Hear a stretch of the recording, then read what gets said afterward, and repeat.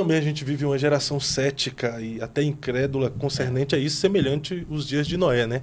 Que pregava a respeito de um grande dilúvio, de uma forte chuva, que era para o povo entrar na arca e o povo não acreditava.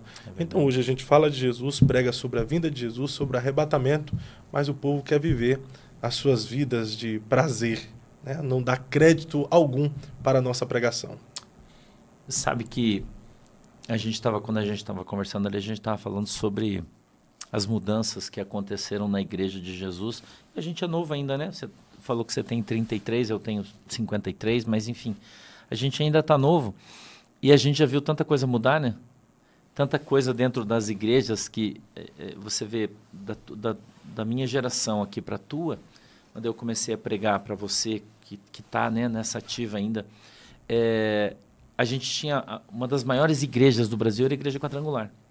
Das maiores igrejas do Brasil, né? Ela era esplêndida. E de repente quebrou. Do dia para a noite, alguém resolveu colocar o tal do G12 lá, né? Trouxe as células. E a Igreja Quadrangular se tornou, não querendo tirar a importância dela, né? De maneira nenhuma, desprezar, não é isso. Apesar de que seu presidente tá, né? Ah, tadinho. Precisa jubilar, né? Ah, não, ele precisa ser preso, né, cara? O troço que esse cara tá fazendo. Pelo amor de Jesus, né? Mas, enfim. A ministra Damares que falou que ele tem que ser preso, né? É verdade. Ela falou que ele tem que ser preso, né? Senadora, Foi ela que disse, então eu só tô aqui Tá reproduzindo. reproduzindo o que a senadora Damares disse, né? Interessante que ela é de lá, né?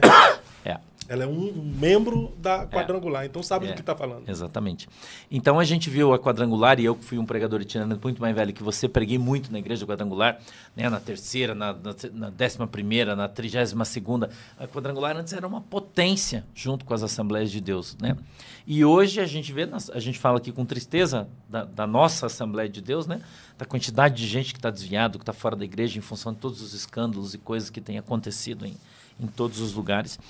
E a Quadrangular também é a mesma coisa, né? Agora, lá atrás, houve essa transformação, então a Quadrangular entrou o G12, a maioria dos pastores, eu me lembro de um deles, pastor Candinho, não é teu tempo. Não. Ele era um pequenininho assim, bem moreninho, ele, né? Negro, usava um óculos, ele ganhou a minha avó para Jesus. Minha avó era macumbeira, cara, sendo macumba.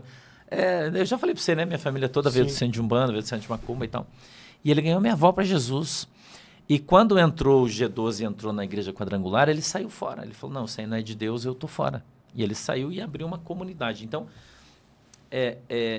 a maldição acabou virando uma bênção, porque gerou várias outras igrejas, né? Quadrangular, a maioria das pessoas nem sabe disso, né? Que essas comunidades todas que tem aí vieram das igrejas Quadrangular, né? Esses pastores que saíram quando houve esse movimento e se abriram aí, então... tantas comunidades que hoje a maioria delas é uma bênção, né? A gente sabe que, infelizmente, nem tudo são flores, né? Tem bastante coisa ruim aí, mas gerou isso. Então, houve uma grande mudança da igreja que era para a igreja que é. Então, você vê algumas grandes igrejas diminuindo. Olha o Caio Fábio, por exemplo. O Caio Fábio foi o maior pregador do Brasil. Sim, as conferências Vinde. Cara, o cara era fera. Ninguém ganhava das conferências Era fera, Vinde. até o dia que ele resolveu dormir com a secretária, né? E aí foi excluído da igreja, perdeu, pai, e hoje tá essa desgraça, né? Porque desgraça é sem graça, né? Sem a graça de Deus, né? Tá aí pregando heresia, ensinando heresia, falando sobre coisas que... É que o Caio se combatendo perdeu a igreja. na sua inteligência, no seu conhecimento. A Bíblia fala isso, né? Que o excesso da letra mata, né? E ele é um exemplo claro. Mas não foi isso, né? O que matou ele foi o pecado, na verdade, né? E aí ele ficou magoado, né? A minha opinião sobre isso, né? Em função de ter sido excluído da igreja, acabou se desviando e hoje ele é um combatente, ele combate contra a igreja, né? De Jesus Cristo, né? Infelizmente, né? As falas hoje do reverendo Caio Fábio é contra a igreja, afastando o povo da igreja.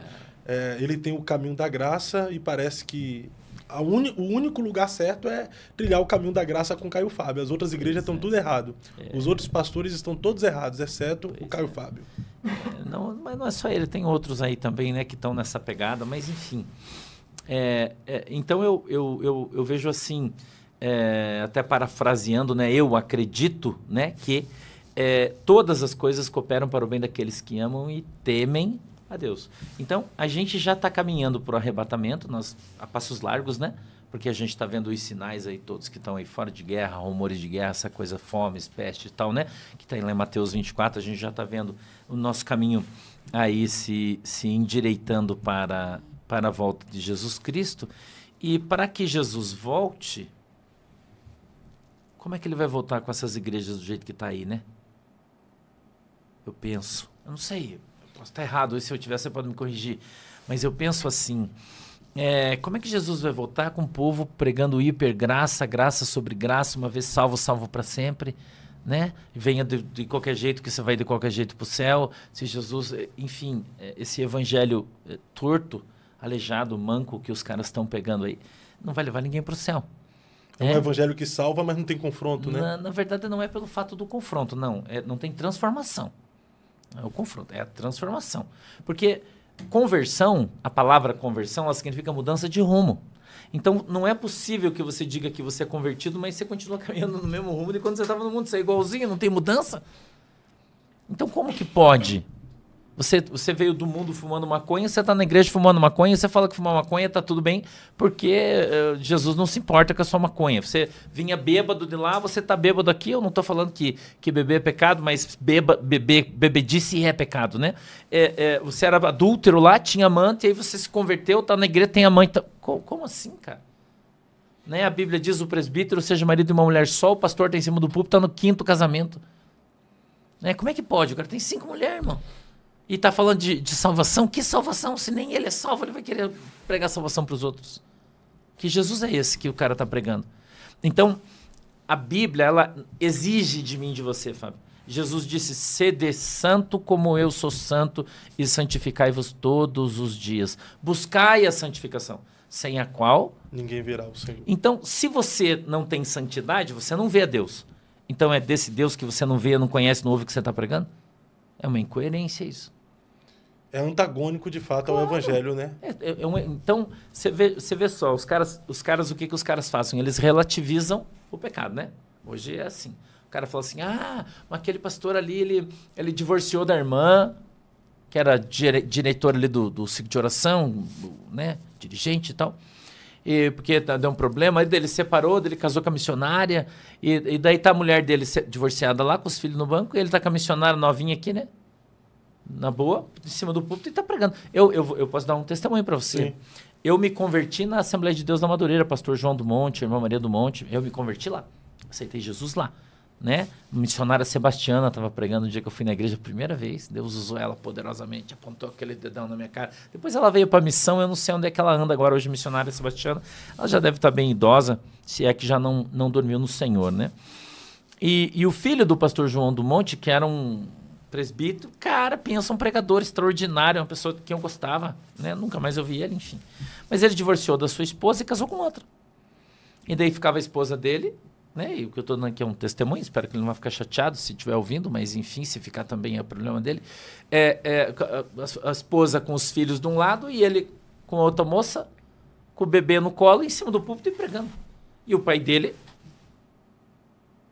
né, que era o presidente da igreja, tranquilo. Quando trocou o presidente, que o pai dele jubilou, a primeira coisa que o cara fez foi excluir ele.